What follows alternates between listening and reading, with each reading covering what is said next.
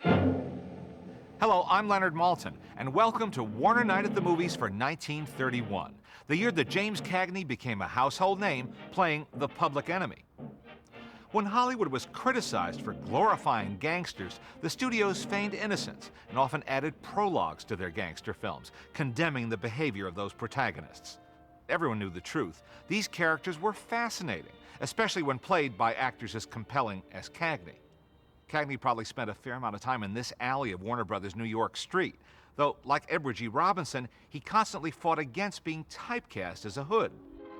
In the original preview trailer for 1931's Blonde Crazy, you'll see the alternative that Warner's offered him, playing a wise guy with an eye for women, including his frequent co-star Joan Blondell. I want you, that's all. Anne, let's get married.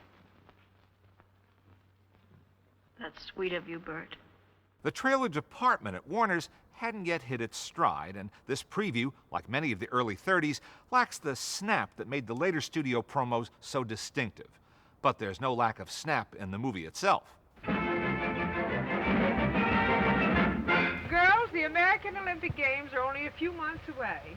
America depends on these muscles for victory at the 1932 Olympiad. Our newsreel highlight from Hearst Metrotone News features a look at the female athletes who were preparing to compete in Los Angeles' 1932 Olympic Games. If you sense a bit of sexism in the attitude of this piece, you're right.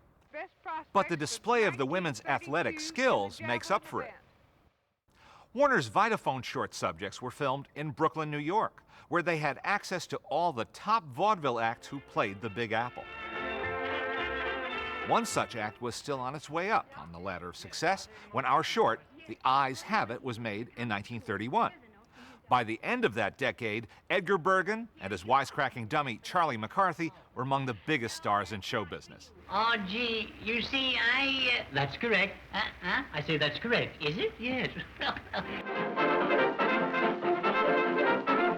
The Looney Tunes Smile, Darn Ya Smile does what all the early Warner Brothers cartoons were supposed to do: plug a popular song owned by Warner's. All aboard!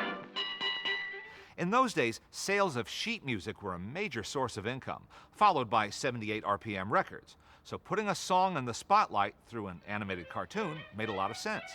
Good morning to you. Good morning to you. Good morning, dear Foxy. I'm glad to see you. Doopy doopy doopy doopy doop. Our star, once again, is Foxy, who reappears at the end of the short to bid us so long, folks. That's before someone decided "That's all, folks" was a better slogan. And as far as my introduction is concerned, that's all for now. Enjoy the show.